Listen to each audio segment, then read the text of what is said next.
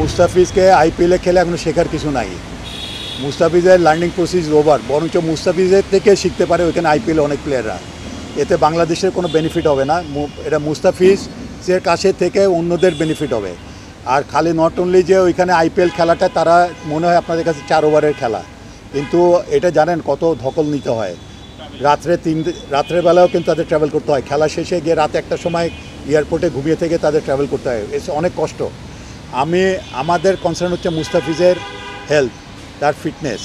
আমরা ওইখানে তারা চাইবে তারা 100% তার থেকে নেওয়ার জন্য, তার ফিটনেসের দিকে কিন্তু তাদের কোনো মাথা ব্যথা নাই, কিন্তু আমাদের আছে।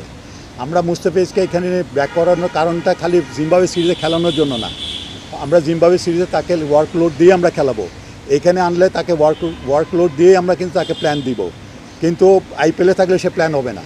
তো সুতরাং মুস্তাফিজের লার্নিং প্রসেস ওভার, ওইখানে মুস্তাফিজকে শেখানোর হয় না, আর কোনো দরকার নেই। সে 7-8 বছর ধরে এখানে ক্রিকেট খেলে, ওই আইপিএল টুর্নামেন্ট খেলছে। সো বেনিফিটেড তারা হবে, আমরা হব না। কিন্তু মুস্তাফিজকে প্রয়োজন, কিন্তু আমাদের যা ন্যাশনাল ইন্টারেস্ট তো প্রথমে আপনারা জানেন 2021 সালে কিন্তু এই 2জন প্লেয়ার কিন্তু এখানে আইপিএল খেলে কিন্তু ওয়ার্ল্ড কাপে জয়েন করেছিল, এবং আমাদের ওইখানে এক্সস্টেড ছিল, তারাও বলেছে দে ওয়্যার এক্সস্টেড।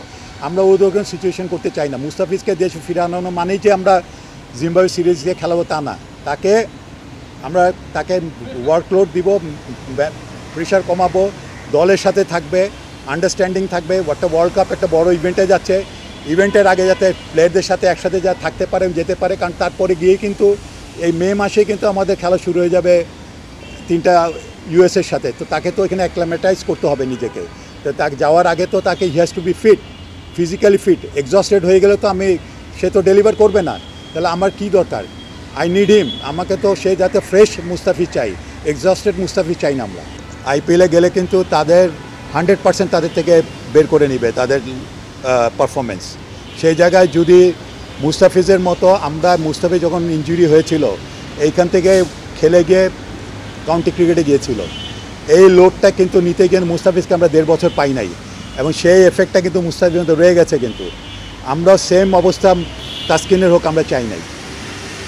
সো খালি খেলালেই হবে না যে তাকে পাঠাই দিলাম আইপিএল, না তা না, আমাদের তো তারও তো লোড দেখতে হবে। আর শরীফুলকে আমরা ছাড়ার জন্য আমরা প্ল্যান করেছিলাম। শরীফুলকে বলেছিলাম তোমরা এনওসিটা আনো, একটা স্পেসিফিক পিরিয়ডের জন্য দিতে বোর্ড রাজি ছিল, কিন্তু স্পেসিফিক পিরিয়ডের এনওসি সে দিতে পারে নাই, আনতে পারে না।